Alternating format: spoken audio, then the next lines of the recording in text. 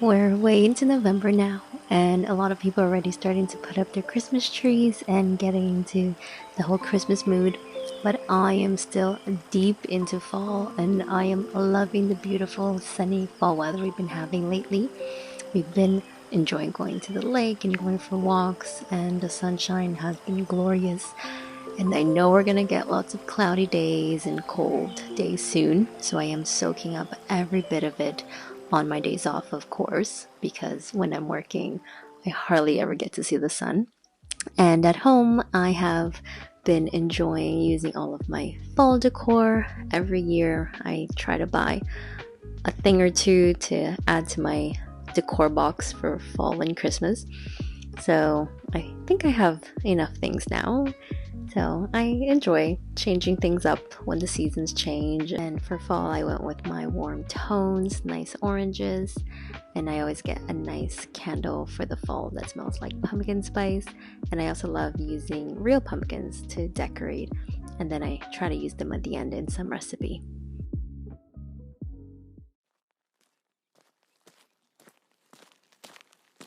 This fall, I got to go to one of my favorite places in the city.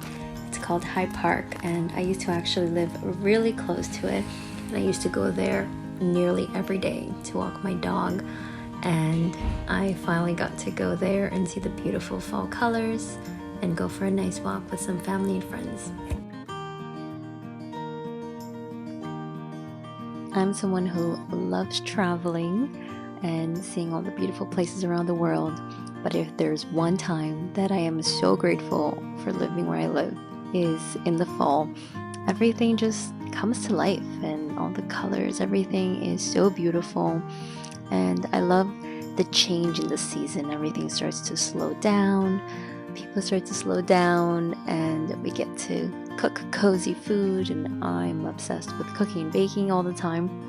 And in the fall, it's just so much better because I'm not heating up my kitchen by cooking for hours and hours. And in the fall, that's acceptable. Fall is also just so symbolic, and I think at this time of year, it just helps to put things into perspective and reminds us to slow down, and that things die, but they come back to life, and our plans may not always go as we have planned them to go, but things are constantly changing and renewing and transforming. And just like the seasons change, we're also changing and evolving and growing. And just remembering that always brings me some kind of comfort.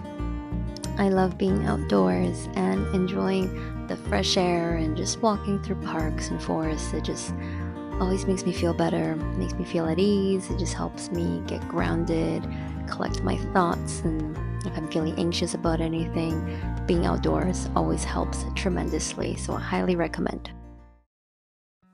When we got back from that walk in the afternoon, I decided to make some pumpkin bread. We love pumpkin bread with all of the spices. The house smells amazing, and the taste is literally to die for. And we wait till fall to eat this cake. My husband always asks me to make it like in the summer, and I'm always like, nope, we have to wait till fall. It's a fall thing. And I'm literally been making this at least every other week, sometimes every week, and we do not get sick of it. My husband and I go through the entire loaf in like 3 days. I always intend to share half of it with our neighbors, but by the end of the night, there's only half a loaf left, and we're like, well, we're not going to give it now because we're going to want some for breakfast, and we just end up eating it all. But I still plan on making our neighbors a loaf before the end of the fall. I usually make this recipe in my KitchenAid mixer, but this time I wanted to try making it by hand and seeing how that turns out.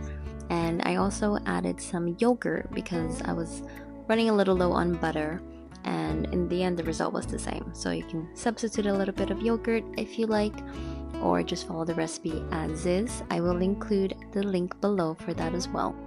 You can divide the batter and cook 2 smaller loaves, but I like to put it all in one loaf pan and get a nice tall loaf. And then when you slice it, you get those nice big slices like you would at Starbucks or something. After creaming the butter with the sugar, I added in the pumpkin, and then you add in the eggs and mix everything really well before you add in your dry ingredients.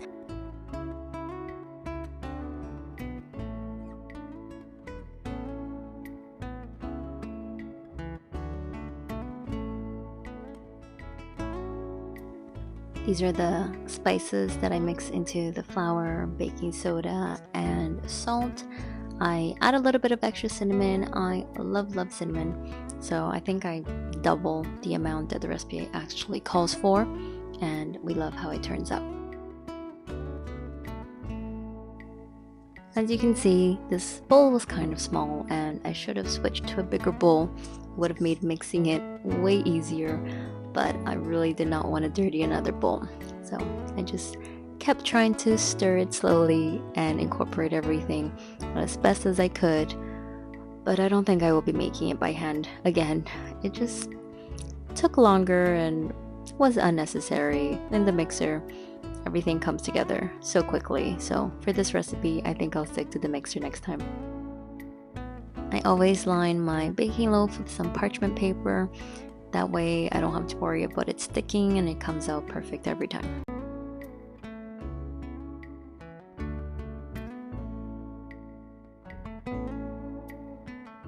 As you can see, it's a really thick dough, so make sure you spread it out as evenly as possible so that it rises as evenly as possible.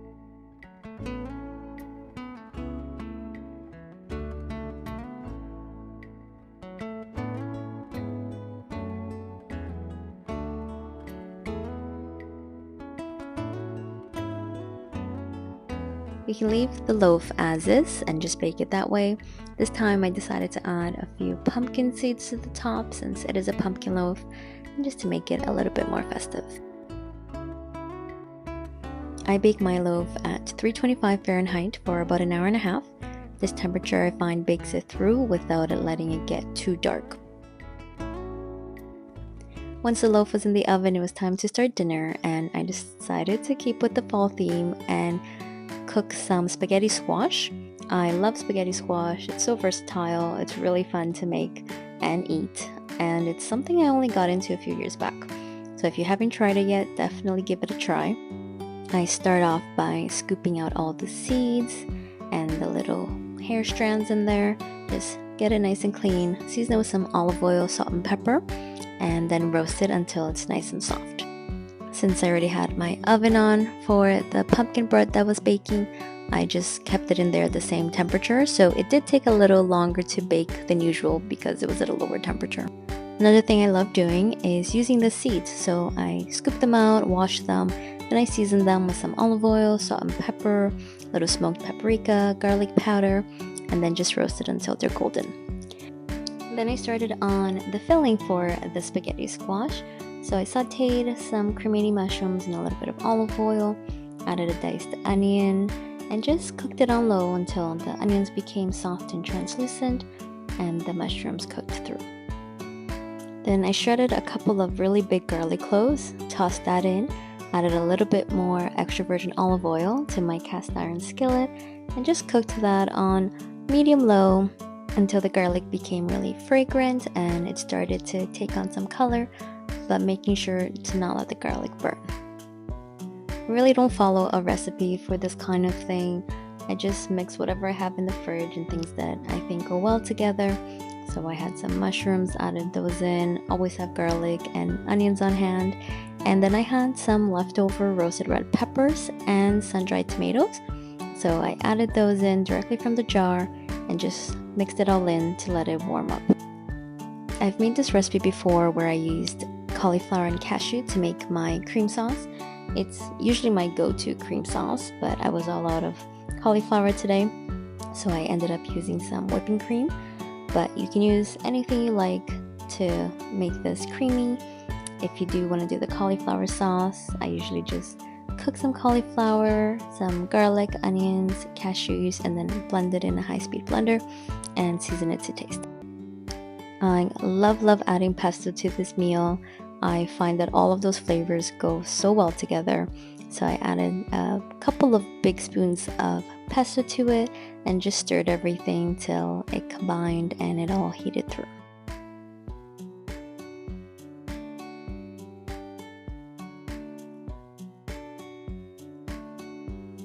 The sauce is pretty much ready at this point, so you just want to taste and adjust for seasoning, and then you can turn off the heat until your spaghetti squash is ready. So I took my spaghetti squash out of the oven. As you can see, it started to take on a little bit of color and it's completely cooked through. So you just get a fork and just start pulling through the strands, and then you start ending up with something that looks like spaghetti. So you just pull through and just scrape all of those little strands right out of the squash. I just scooped them directly into my sauce and just repeated that until I had taken all of the hair strands from inside of the spaghetti squash. Something I love doing is, once it's ready, putting it back inside the shells and then topping it with some cheese and breadcrumbs and baking it for a little bit. But since my shells started breaking, I decided I would just keep it in the skillet this time. But if your shells are still sticking together, definitely try that. It makes it for a really pretty presentation. Once my noodles were all in, I just stirred everything together, making sure to get it all coated. I noticed my sauce was a little bit on the dry side after it had sat for a few minutes, so I made sure to add a little bit of more cream, tasted it again, and adjusted the seasoning as needed.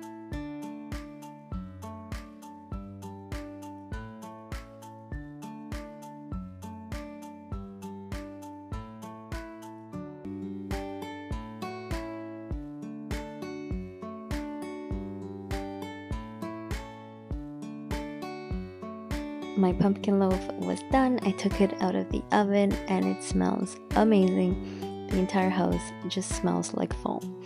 So my spaghetti squash was done, topped it with some Parmesan cheese, a little bit of breadcrumbs, and then I popped it into the oven on broil just for a minute or two just to get a nice little crust. These are how my pumpkin seeds turned out after I roasted them. Keep a close eye so that they don't burn and just get lightly golden. Once they're fully cooled, I like to put them in a glass jar and just keep them on top of the counter for a snack throughout the day. They last for several days in a glass jar, sealed, and it really doesn't last that long in our house. We usually go through it all in 1 or 2 days. The pumpkin bread turned out perfect. It's a nice dense loaf and it's so delicious with butter or dulce de leche. I love it with dulce de leche. Hope you give it a try. We literally had half of it after dinner. And then we finished off the night with some dog cuddles on the sofa, and it was a really nice day. I hope you enjoyed this video. If you did, give me a thumbs up, comment, and subscribe. Until next time.